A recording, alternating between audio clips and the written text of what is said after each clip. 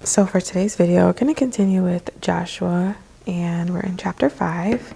And I've been this is the first time that I've been going in order with all of the Study the Bible with Me series, and it's staying in order in my journaling Bible. So I kind of been enjoying that. But anyway, so for Joshua chapter 5, only 15 verses, but such a powerful chapter.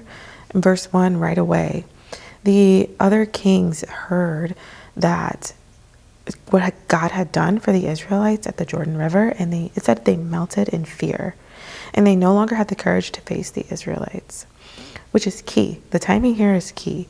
God's timing is always perfect, because when the kings became afraid to attack Israel, that's when it was the safest time for all of the men to become circumcised.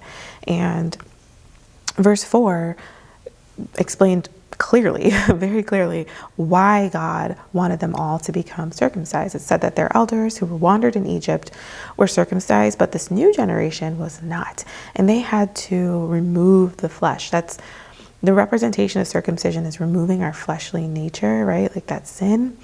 It's a representation of that. And, you know, like committing yourself at this time, not today, not for today's standards, but at this time, that's what circumcision represented. Removing of flesh, turning your heart towards God. And so it was important that they were circumcised at the beginning of this great journey that they are about to embark on. And so one thing that I was reading through with the Enduring Word, it reminded me of when, I forget who it was, two of Jacob's sons who had killed the entire city when their sister Dinah was raped. And the first thing that they did was they told the men there to go get circumcised. And then that's how they slaughtered the entire city. And that's exactly what happened here. You know, the men are at a place of vulnerability. It was Simeon and Levi. They killed all the men in the city back in Genesis chapter 34. And so, you know, these men, it was vulnerable because all of the men were circumcised and they had to wait, just stay in place while they healed. But I thought it was really cool how we start off the chapter with God providing provision for them before they even got to this place of need. You know, it said that all the enemies melted in fear. So that battle, that obstacle that they went through with crossing the Jordan River, when they were so afraid and they didn't know how to cross it, you know, they didn't know how they would get by that obstacle, and God made a way. That event that had happened, it caused to turn to even more of their benefit when they needed it down the road, because now, you know, enemies heard about what their God has done, and it, you know, kept them away while the men were healing from circumcision. I hope I explained that okay. So I just thought that was a really cool parallel, how God will use, you know, the power of your testimony is incredible. And so verse 9, the shame of being slaves in Egypt was removed. And one thing that I really love about the Bible app, the YouVersion Bible app, is that it will have a way to compare verses. So what I mean by that is, I'll show you my Bible app now. So I'm going to try to not have that reflection, but if you go to verse 9, for example, I clicked on that, and then you just click compare, and it'll show you, you know, it'll give you a really good example of, you know, different versions of the Bible and what it's trying to say and what it's trying to explain. So that could be a useful tool for those who are looking to learn more about the Bible and study the Bible. You can use the compare feature. But anyways, verses 10 through 12, the manna stopped and they ate from the land. And I thought that was so exciting. They're starting to live in the promise. They're starting to see what the land flowing of milk and honey really provides.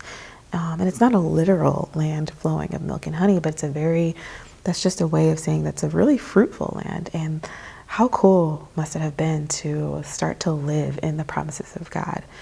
And I just want to encourage you that if you're on your way, wherever that God has promised you to, enjoy the journey, enjoy each and every step, and really hone in and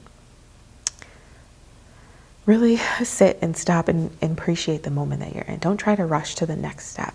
I kind of think of it as people who want to get married. Sometimes they're so eager to get married. They're looking forward, they're preparing to get married, that they think that like once they get married, okay, this is it. Now I've arrived. But then once you get married, that's a whole different, that's a whole different journey. That's a whole different set of battles. Really what that means is that you're starting on a whole new journey. So the process never ends, right? Getting to the place where you think the promise is, that promise of God is a beautiful place, but just know that the journey never truly ends. So enjoy each and every day. Anyway, verses 13 through 15. What a cool experience. Joshua is certainly a man of God. I mean, it's so clear from everything that you read here. And one thing that the Enduring Word said that was such a good point, I was thinking, is this an angel? But no, it's God, because the Enduring Word said that, let's see. Well, if you read in verse 14, Joshua fell face down to the ground in reverence and asked him, "What message does my Lord have for his servant?" And the Enduring Word said that, Joshua wouldn't have worshipped an angel, which is so true. We don't worship angels, we worship the Lord. And so this was probably Jesus, and appearing before Joshua. And how cool is it to, be right outside of Jericho and get reassurance from the true leader of Israel, which is God. He is leading them into this wonderful and albeit very scary, probably, journey into the unknown. So yeah, I thought this was such a cool chapter. This chapter just reminds me so much of how God will lead and guide us, even in the scariest times. He will use past experiences, things that we've been through, hard times, for our own benefit, often in the future. So that's why I love journaling what God has brought me through, because going back and rereading my old journals gives me so much hope and reassurance and faith and trusting God. So I think that's all I have for today. Let me know what you learned. I always love reading your comments. I post a new Bible study video on Wednesdays and Fridays at 7 a.m. Eastern Standard Time. And I can't wait to study the Bible with you again. Bye.